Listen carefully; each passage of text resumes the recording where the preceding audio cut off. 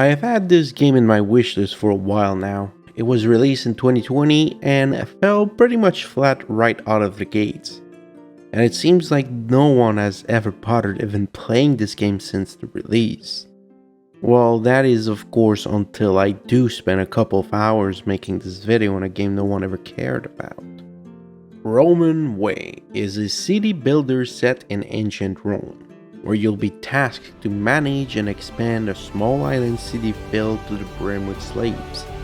You acquire slaves to produce goods, and then you sell them off on the market for profit until you reach the goal of the map. There are 3 pre-made scenarios and a random map generator. Truly, the map itself never really changes, but depending on the scenario, you'll have access to different buildings that can be unlocked on the map. There are a few distinct mechanics that have been implemented with varying degrees of success. The most basic one is to lay down a field and then have an industry that will transform whatever you'll be growing, either grapes, olives, wheat. It doesn't matter, you'll turn it into refined good to sell off in the market. But even the trading has some variety in its mechanics.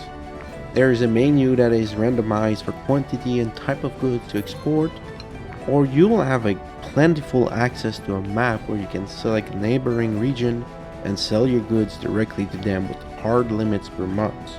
But the slave management behind all of that is pretty much a core mechanic of the game, and it is pretty damn lackluster. Slaves will have 3 different stats: an agricultural rating, an industrious one, and a physical strength level. These will dictate how well a slave will operate in different settings, increasing the output of whatever building they're working in. They will also directly command an increase in the purchasing price of the slave on the slave market. But they're pretty much meaningless because in the end, a slave with 5 ratings everywhere will be crazy expensive, but really only be used for one of its competency for most of its life. Because yes, if having slaves is not enough, you gotta manage them by buying them. Actually, there are a few different ways I've seen the game managing that. You can go into a list and purchase personal slaves depending on their stats, each having a different price accordingly.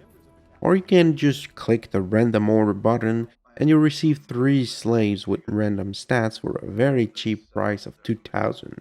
It's usually the best way to actually get new slaves. Otherwise, certain scenarios, especially the first one, so every month there will be a small chance for new slaves showing up, and that's pretty much it. Very straightforward and basic system. But really, when you come to actually manage them, it's another complete story. You'll be putting some slave at different places depending on the availability of the labor as well as their skill set. So sometimes you'll be making some sacrifice, like putting a very weak industrial skill set person into the windmill because that's the only person that actually fits in because of the generalizedly bad stats that that person has.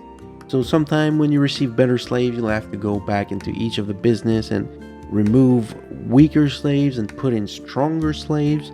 And also another problem that often shows up while you're just playing the game is you can get to a point where your slave can either die from poor condition or escape from the same poor conditions.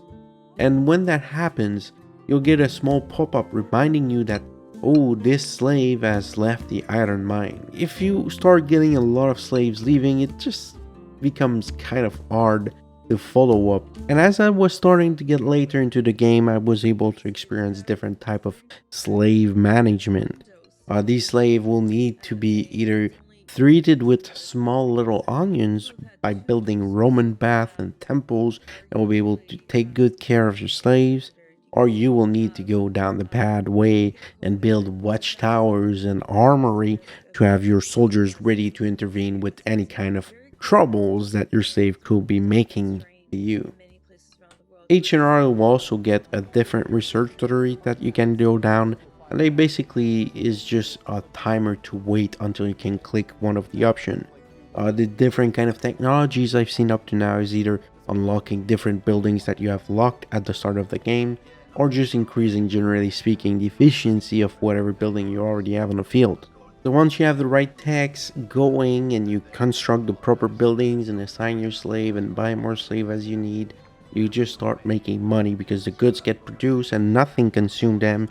There's no danger. The only true danger is that your storage get overfilled, and even then I'm not exactly sure what that gives, because apparently to me it seems like it wasn't doing anything if the storage was overflowing.